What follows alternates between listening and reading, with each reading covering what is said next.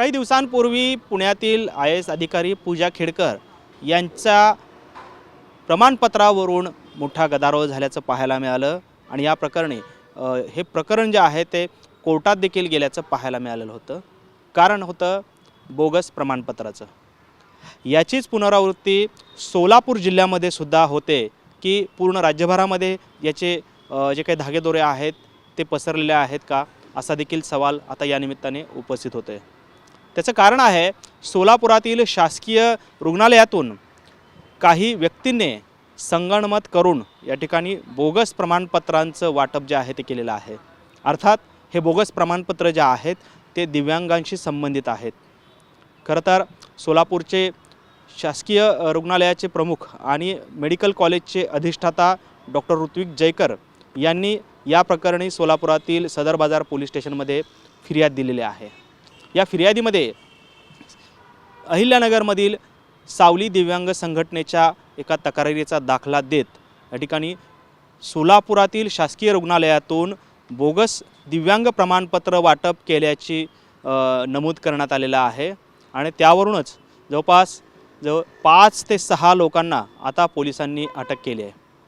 प्रकरण आहे दिव्यांग प्रमाणपत्राचं। खरं तर अहिल्यानगरच्या सावली दिव्यांग संघटनेने जे आहे त्या ठिकाणी सोलापूरचे अधिष्ठाता डॉक्टर ऋत्विक जयकर यांच्याकडे एक तक्रार केली होती निवेदनाद्वारे। या निवेदनामध्ये अहिल्यानगरमधील एका संबंधित अधिकाऱ्याने या ठिकाणी सोलापुरातील शासकीय रुग्णालयातून 45% कर्णबधीर असल्याचं सर्टिफिकेट घेतल्याचा दावा करण्यात आलेला होता आणि या तक्रारीनंतर सोलापूरचे अधिष्ठाता डॉक्टर ऋत्विक जयकर यांनी या प्रकरणाची एक समिती गठीत केली आणि यामध्ये संबंधित रुग्णालयाचे अधिकारी यांची नियुक्ती केली आणि या रुग्णालयाच्या या समितीने जो अहवाल दिला त्यानंतर मात्र धक्कादायक खुलासे समोर आलेले आहेत।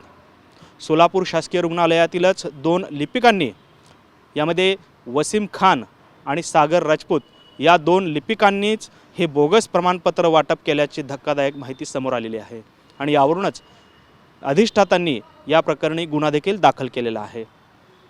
खरं तर हे प्रकरण वर करणे पाहता बोगस प्रमाणपत्राचं असलं तरी यामागे मोठी आर्थिक उलाढाल असल्याची देखील शक्यता पोलिसांना वाटते। त्यामुळेच सोलापूरचे पोलीस आयुक्त एम राजकुमार यांनी हे प्रकरण स्थानिक गुन्हे शाखेकडे वर्ग केलेला आहे आणि आत्तापर्यंत या प्रकरणामध्ये जवळपास 5 ते 6 लोकांना अटक देखील करण्यात आलेली आहे।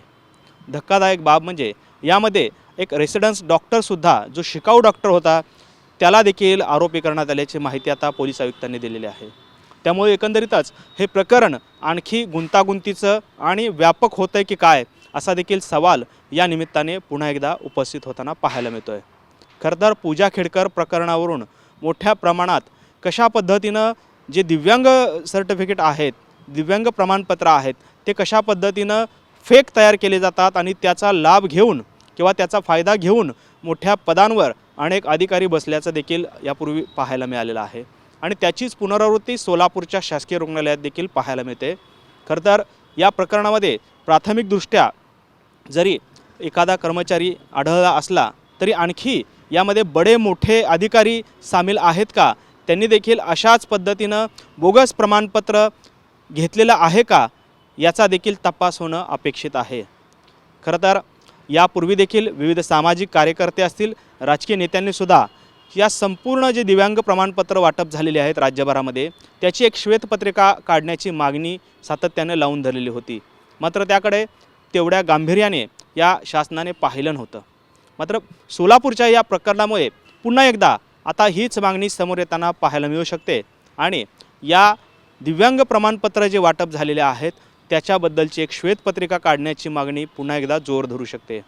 खरं तर प्रश्न असा आहे की दिव्यांग प्रमाणपत्र देणं हे चुकीचं नाही आहे, मात्र जर का ते त्या व्यक्तीसाठी लागूच नसेल किंवा त्या व्यक्तीला ती संबंधित जो काही दिव्यांगपणा आहे तो नसेल तर मात्र जो खरा दिव्यांग आहे त्याला मात्र या सुविधेपासून किंवा या सेवेपासून या लाभापासून मात्र वंचित राहावं लागतं आणि हीच खंत सातत्यानं विविध सामाजिक कार्यकर्ते बोलून दाखवताना पाहायला मिळतात।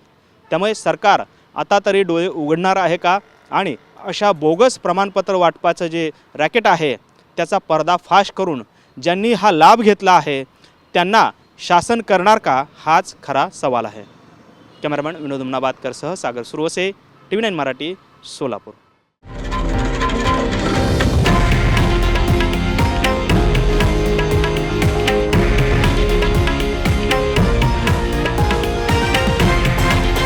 हे आहे देशातील नंबर 1 न्यूज नेटवर्क आणि आपण पाहत आहात TV9 मराठी, एकमेव.